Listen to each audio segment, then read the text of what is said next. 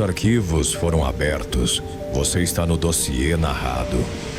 A história da navegação mundial é repleta de relatos que desafiam a lógica, mas nenhum caso se compara ao mistério do Mary Celeste. Este não é apenas um relato de um navio perdido, mas a crônica de um desaparecimento coletivo, que até hoje permanece como uma ferida aberta na história marítima. No dia 4 de dezembro de 1872, o capitão David Morehouse, ao comando do Dei Gratia, avistou algo que mudaria sua vida para sempre. No vasto e cinzento Atlântico Norte, entre os Açores e Portugal, uma silhueta solitária movia-se de forma errática. Era o Mary Celeste. Morehouse conhecia bem aquela embarcação e seu capitão, Benjamin Briggs. O que ele não sabia era que, ao enviar uma equipe de busca para investigar aquele navio silencioso, ele estaria entrando em um dos maiores enigmas da humanidade. Para entender a gravidade do que foi encontrado, precisamos primeiro olhar para o passado do Mary Celeste, que muitos marinheiros da época já consideravam um navio marcado pela tragédia. Construído em 1861, na ilha Spencer, na Nova Escócia, ele foi originalmente batizado como Amazon. Desde o seu lançamento, o azar parecia segui-lo. O seu primeiro capitão, Robert McLellan, morreu de uma doença súbita apenas 9 dias após assumir o comando para a viagem inaugural. Durante seus primeiros anos, o navio se envolveu em colisões, sofreu danos em tempestades e passou por diversas mudanças de proprietários, até ser finalmente rebatizado como Mary Celeste em 1868. A mudança de nome, na tradição náutica, é vista como um último recurso para afastar a má sorte. Mas para este navio, a maldição estava apenas começando. Em novembro de 1872, o Mary Celeste estava pronto para mais uma jornada comercial. O capitão Benjamin Briggs, um homem de caráter ilibado, abstêmio e com décadas de experiência no mar, estava entusiasmado. Ele não via a viagem apenas como um negócio, mas como uma oportunidade de levar sua família. Ao seu lado estavam sua esposa, Sarah Briggs, e sua filha, de apenas 2 anos, Sofia. A tripulação era composta por 7 homens qualificados, todos europeus com excelentes recomendações. O objetivo era transportar 1.701 barris de álcool industrial para Gênova, na Itália. No dia 7 de novembro, o navio deixou o porto de Nova York. O tempo estava instável, mas Briggs, confiante em sua tripulação e em seu navio, seguiu adiante. O que aconteceu nos dias seguintes é um quebra-cabeça de registros fragmentados. 10 dias antes de ser encontrado pelo Dei Gratia, o Mary Celeste registrou sua última entrada no diário de bordo. Era a manhã de 25 de novembro. O navio estava a cerca de 6 milhas da ilha de Santa Maria, nos Açores. O tom da escrita de Briggs era normal, técnico e sem qualquer sinal de pânico. Nada indicava que, em algum momento nas horas seguintes, todos os 10 seres humanos a bordo abandonariam a segurança de um navio sólido para enfrentar o oceano em um pequeno bote salva-vidas. Quando os marinheiros do Dei Gratia finalmente subiram a bordo do Mary Celeste em 4 de dezembro, o silêncio era absoluto. O capitão Morehouse relatou que o navio parecia uma casca vazia movida pelo vento. Ao explorarem o convés e as cabines, a perplexidade só aumentava. O navio estava molhado, com cerca de 1 metro de água no porão. Mas isso não era nada incomum para um navio que navegou sem comando por 10 dias. A carga de álcool estava intacta e bem estivada. Os pertences pessoais da tripulação, incluindo objetos de valor e roupas secas, estavam em seus devidos lugares. As camas estavam arrumadas. Na cozinha, os suprimentos eram abundantes, o suficiente para durar 6 meses. Não havia marcas de luta, nem sangue, nem sinais de que piratas tivessem passado por ali. O que faltava, no entanto, era crucial. O bote salva-vidas principal havia sumido. Instrumentos vitais de navegação, como o cronômetro, o sextante e os documentos de registro do navio, também não foram encontrados. Isso provava que o abandono foi uma decisão consciente, mas completamente inexplicável, sob as condições em que o navio se encontrava. O Mary Celeste era perfeitamente navegável. Por que um capitão como Briggs, com sua esposa e filha, escolheria a vulnerabilidade extrema de um bote em mar aberto? O mistério que começou no meio do Atlântico logo se transformou em uma batalha jurídica e diplomática em terra firme. Quando o capitão Morehouse e sua tripulação conseguiram levar o Mary Celeste rebocado até o porto de Gibraltar, eles esperavam ser recebidos como heróis e recompensados com uma generosa quantia de salvamento marítimo. No entanto, o que encontraram foi um tribunal de inquérito rigoroso e um clima de profunda suspeita. O procurador-geral de Gibraltar na época era Frederick Solly Flood, um homem descrito por historiadores como obstinado e propenso a ver conspirações onde outros viam tragédias.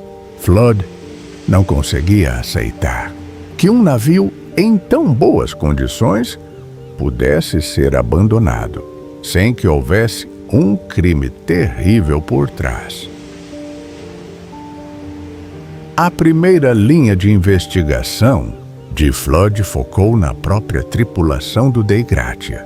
Ele suspeitava que Morehouse e seus homens pudessem ter emboscado o Mary Celeste no mar, assassinado o capitão Briggs e sua família, e depois inventado a história do navio fantasma para lucrar com o resgate. No entanto, essa teoria começou a desmoronar rapidamente.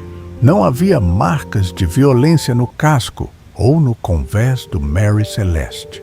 Cientistas foram chamados para analisar manchas que Flood jurava ser sangue humano nas vigas do navio, mas os testes revelaram que era apenas ferrugem e restos de comida.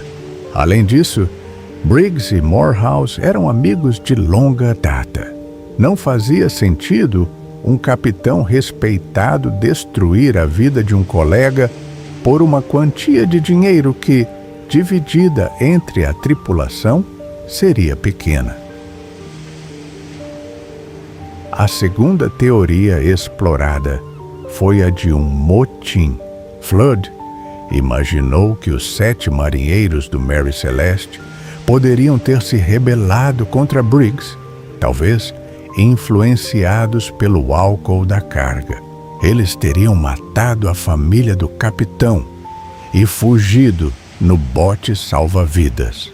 Mas essa teoria também enfrentava problemas lógicos insuperáveis. Primeiro, a carga era de álcool industrial, impróprio para o consumo humano e extremamente perigoso. Segundo, os marinheiros escolhidos por Briggs tinham registros impecáveis. Terceiro, se eles tivessem cometido um crime, para onde teriam ido? Nenhum bote com 7 homens foi visto em qualquer porto do mundo. E piratas, ou amotinados, costumam levar objetos de valor, o que não aconteceu no Mary Celeste. Enquanto o tribunal em Gibraltar se perdia em teorias criminais, a vida das pessoas envolvidas era examinada ao microscópio. Benjamin Briggs era o retrato do puritanismo da Nova Inglaterra. Ele vinha de uma família de capitães e tinha um histórico de segurança inquestionável. Sua esposa, Sarah, era uma mulher culta que levava seu próprio harmônio para o navio para tocar hinos religiosos. A presença de Sofia, uma criança de apenas 2 anos, tornava a ideia de um abandono apressado ainda mais trágica. Imaginar aquela mãe e aquela criança descendo por uma corda em direção a um bote minúsculo, enquanto o navio ainda era seguro, é a imagem que mais assombra os pesquisadores. Com o descarte das teorias de crime, o foco mudou para a carga de 1.701 barris de álcool. Esta é, talvez, a explicação científica mais plausível, já formulada. Ao longo da investigação, notou-se que 9 barris estavam vazios. Eram barris feitos de carvalho vermelho, uma madeira mais porosa que o carvalho branco usado nos outros. O álcool industrial é extremamente volátil. É possível que, devido à mudança de temperatura e ao balanço do navio, esses barris tenham vazado vapores invisíveis. Em um porão fechado, o acúmulo desses gases pode ter causado pequenas explosões ou, no mínimo, um cheiro insuportável e alarmante. Briggs, temendo que o navio explodisse a qualquer segundo, pode ter ordenado que todos evacuassem para o bote como medida de segurança temporária. Eles teriam amarrado o bote ao navio com uma corda de reboque, esperando que os vapores se dissipassem para que pudessem retornar em segurança, mas o destino foi cruel. A teoria sugere que uma tempestade súbita ou uma ventania forte atingiu a região. O Mary Celeste, com suas velas ainda içadas, teria ganhado velocidade rapidamente, esticando a corda de reboque até o ponto de ruptura. Em 1 segundo, a corda se partiu. O navio se afastou, deixando 10 pessoas presas em um bote pequeno, sem provisões pesadas, no meio da imensidão do Atlântico. Eles teriam visto o seu refúgio seguro desaparecer no horizonte, sabendo que suas chances de sobrevivência agora eram nulas. O oceano, implacável, teria feito o resto. Apesar de ser a teoria mais lógica, ela nunca foi provada. O inquérito em Gibraltar terminou com a concessão de apenas uma fração do prêmio de salvamento a Morehouse, o que deixou um gosto amargo e uma mancha de suspeita que o seguiu pelo resto da vida. O Mary Celeste foi devolvido aos seus donos, mas sua alma parecia ter ficado perdida naquele dezembro de 1872. O navio tornou-se uma embarcação pária. Ninguém queria trabalhar nele. Nenhum passageiro queria subir a bordo. Ele foi vendido e revendido várias vezes, cada vez por um valor menor, carregando consigo a fama de que qualquer um que subisse em seu convés estaria flertando com a morte. Mesmo após o encerramento do inquérito em Gibraltar, o Mary Celeste não conseguiu escapar da sombra que o perseguia. O navio foi devolvido aos seus proprietários, mas o prejuízo financeiro e moral era irreparável. Pelos 12 anos seguintes, a embarcação trocou de mãos 17 vezes. Cada novo proprietário tentava lucrar com o navio, mas o destino parecia conspirar contra qualquer um que tentasse lucrar com o Mary Celeste. Marinheiros recusavam-se a embarcar, alegando que ouviam passos no convés vazio, ou que o navio rangia de uma forma que lembrava gritos humanos. Ele tornou-se o que os náuticos chamam de navio amaldiçoado, uma mancha no registro naval que ninguém conseguia apagar. A tragédia final do navio ocorreu em 1885 e foi tão infame quanto o desaparecimento de sua tripulação. O seu último proprietário, um homem chamado G.C. Parker, elaborou um plano para dar um golpe no seguro. Ele carregou o navio com mercadorias sem valor, como botas velhas e talheres de metal barato, mas registrou-as como se fossem itens de luxo caríssimos.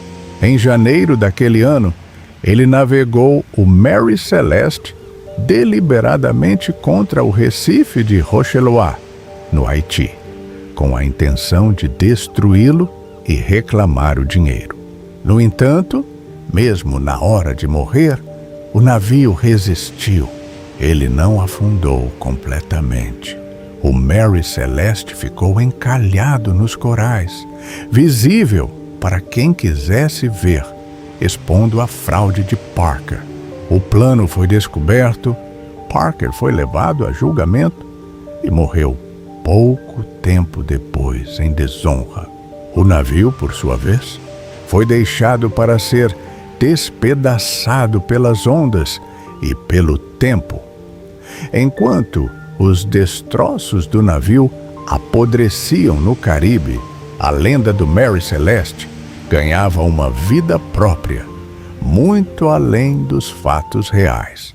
Em 1884, um jovem médico e escritor iniciante, chamado Arthur Conan Doyle, que mais tarde ficaria mundialmente famoso por criar Sherlock Holmes, escreveu um conto baseado no caso, intitulado O Depoimento de J. Habakkuk Jepson. O conto mudou o nome do navio para Marie Celeste e adicionou detalhes dramáticos que nunca existiram. Ele descreveu a tripulação encontrando xícaras de chá, ainda quentes, e comida servida nas mesas, como se as pessoas tivessem sido arrebatadas por uma força invisível no meio do almoço. Embora fosse ficção, o público da época acreditou ser um relato real. Foi esse conto que cimentou a imagem do Mary Celeste como o navio fantasma definitivo na cultura popular. Ao longo do século XX, diversas expedições tentaram localizar o que restou do navio. Foi somente em 2001 que o famoso romancista e arqueólogo marinho Clive Cussler anunciou que sua equipe havia encontrado os restos do Mary Celeste no Haiti. Através de análises magnéticas e escavações submarinas, eles identificaram o Recife, onde o navio encontrou seu fim. Embora pouco restasse além da estrutura de madeira incrustada de corais, a descoberta trouxe um senso de fechamento para a existência física da embarcação. No entanto, as ossadas da madeira não podiam falar, e o segredo do que aconteceu em 1872 permaneceu submerso. Olhando para trás, o mistério do Mary Celeste nos ensina sobre a fragilidade humana diante da imensidão do mar.